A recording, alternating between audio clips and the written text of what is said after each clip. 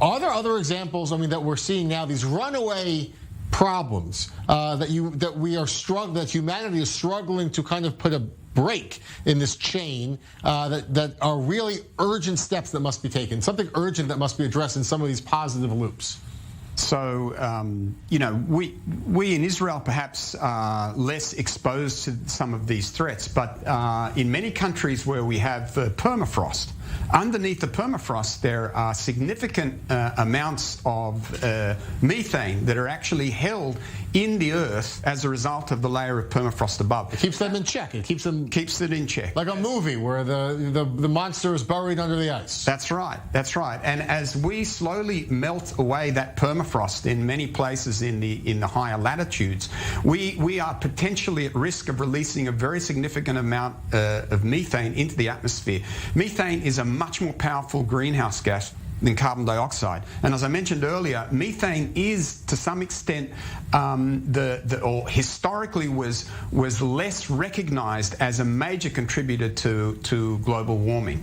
And today, Israel is got a big significant part of their economy invested in methane. We like to call it natural gas, but in essence it's methane as our new power source. Now, if we were perfectly able to control methane and ensure that it reached only the power station and was burned in the power station and there were no releases into the atmosphere, then we would still be damaging the atmosphere. We would still be releasing carbon dioxide when we burn it. But the problem is that the whole of the ecosystem of getting the gas out of the ground and getting it to its end user is an additional set of sources of methane into the atmosphere. So this is something that we need to face. Methane is also released in many other of our industries. It's in landfill. Our landfills emit methane. We need to be able to significantly reduce the amount of organic matter that we're dumping in landfills.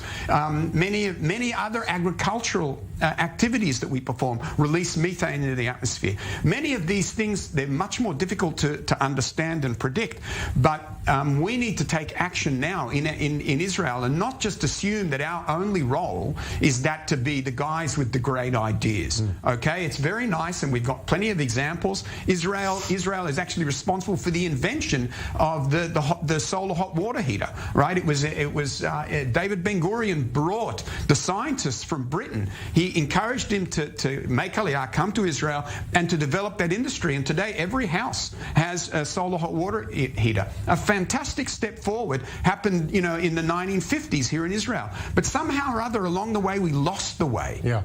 I want to ask a lot, but one impact on Israel specifically.